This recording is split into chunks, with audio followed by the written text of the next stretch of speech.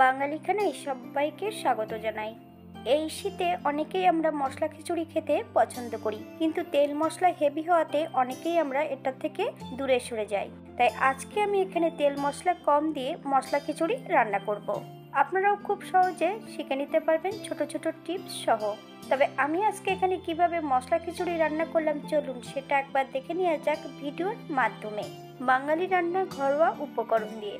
আপনাদের যদি রান্নাগুলো পছন্দ হয় তাহলে চ্যানেলটি সাবস্ক্রাইব করে দিয়ে পাশে থাকবেন, পাশে থাকা বেলটি বাজিয়ে দেবেন, নইলে নিত্য নতুন রান্নার নোটিফিকেশন পাবেন না। আমি এখানে খিচুড়ি রান্নার জন্য 1 বাটি চাল আর হাফ বাটি ডাল নিয়ে নিয়েছি। চাল আর ডাল বেশ পরিষ্কার করে ধুয়ে রেখেছি। এই পর্যায়ে একটা কড়াইতে বেশ কিছুটা সর্ষের তেল অ্যাড করব। ফোড়নে রেখেছি 5 ফোড়ন। ফোড়নটা হওয়ার জন্য 30 সেকেন্ড সময় দিতে হবে। ফোড়ন থেকে সুগন্ধ বেরোলে 2টো শুকনো লঙ্কা, একটা তেজপাতা অ্যাড করব।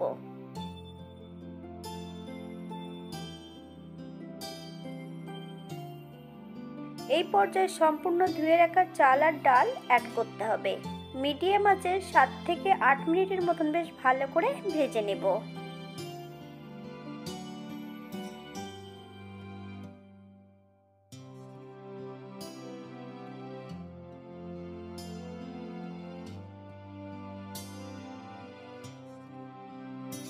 এই পর্যায়ে অ্যাড করব হাফ চামচ হলুদ গুঁড়ো, হাফ চামচ লবণ।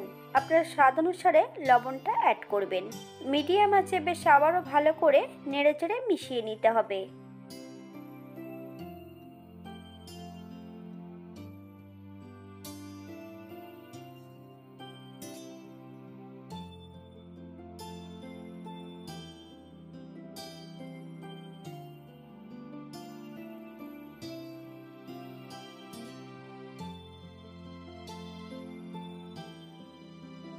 এই পর্যায়ে অ্যাড করব বেশ কিছুটা কাঁচা লঙ্কা। আপনারা যদি ঝাল পছন্দ করেন তাহলে পরিমাণে বাড়িয়ে দিতে পারেন।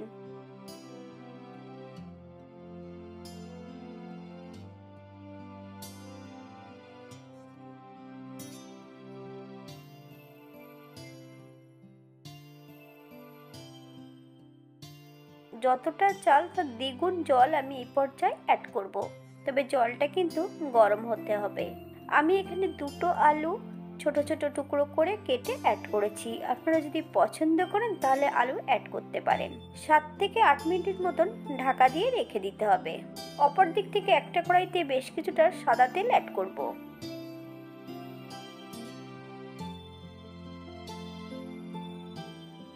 এই পর্যায়ে অ্যাড করব 1 চামচ রসুন বাটা। তবে রসুন কিন্তু 80% বেটে নিতে হবে।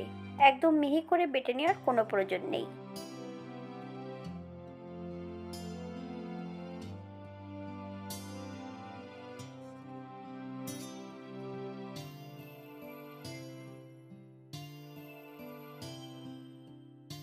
রসুন থেকে কাঁচা গন্ধ ছেড়ে গেলে এই পর্যায়ে অ্যাড করব বেশ কিছুটা পেঁয়াজ।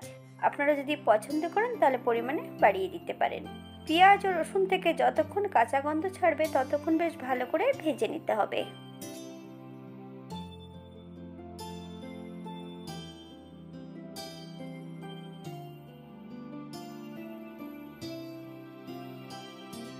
হাফ চামচ লবণ।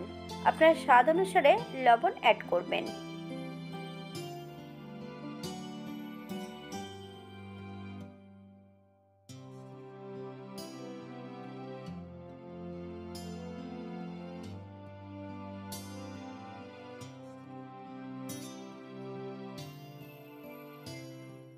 পেঁয়াজ ভাজার এই পর্যায়ে মিডিয়াম সাইজের 2টো টমেটো ছোট ছোট টুকরো করে অ্যাড করব।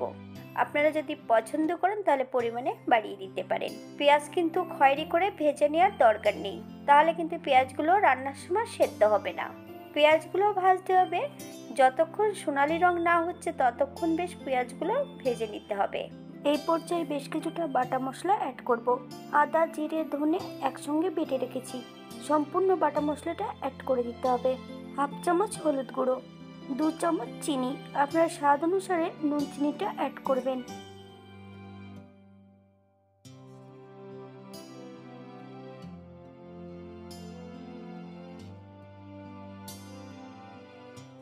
হাফ চামচ কাশ্মীরি লঙ্কার গুঁড়ো। বেশ ভালো করে মশলাটা ভেজে নিতে হবে।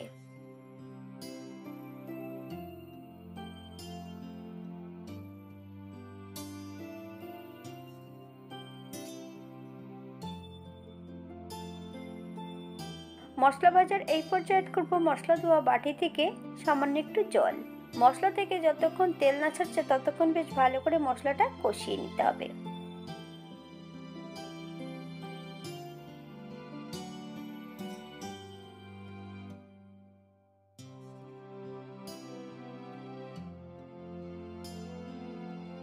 মশলা কষানোর এই পর্যায়ে সম্পূর্ণ খিচুড়িগুলো মশলার মধ্যে অ্যাড করে দেব। 4 থেকে 5 মিনিটের মতন মশলা এবং খিচুড়ির সঙ্গে বেশ ভালো করে মিশিয়ে নিতে হবে।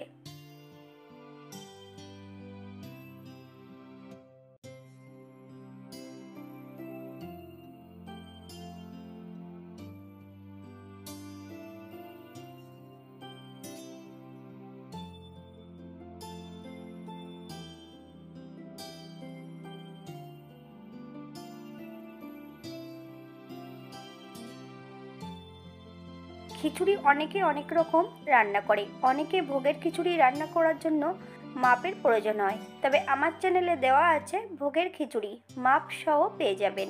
একবার চ্যানেলটি ঘুরে দেখে নেবেন।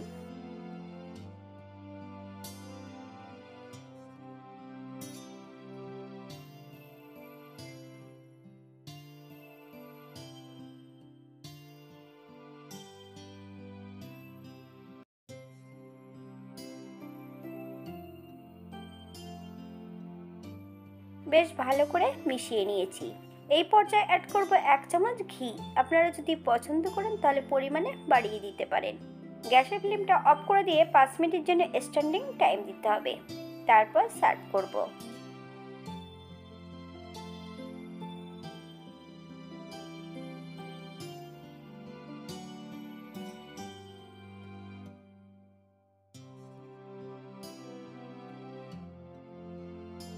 এটা দেখতে যেমন ভারী সুন্দর হচ্ছে, এটা গরম গরম খেতে কিন্তু অসম্ভব ভালো। আপনারা যারা নিরামিষ খাবেন তারা অবশ্যই পেঁয়াজ রসুনটা বাদ দিয়ে দিতে পারেন। মুসুর ডালের পরিবর্তে মুগ ডাল অ্যাড করতে পারেন। আজকের ভিডিওটি এই পর্যন্ত। সবাই সুস্থ থাকবেন, ভালো থাকবেন। অন্যদিন নতুন রেসিপি নিয়ে আপনাদের সামনে আবার আমি হাজির হব। নতুন ও পুরনো সকল বন্ধুদের অসংখ্য ধন্যবাদ ভিডিওটি দেখার জন্য। হাতে যদি সময় থাকে তাহলে একটা লাইক, কমেন্ট, শেয়ার করবেন।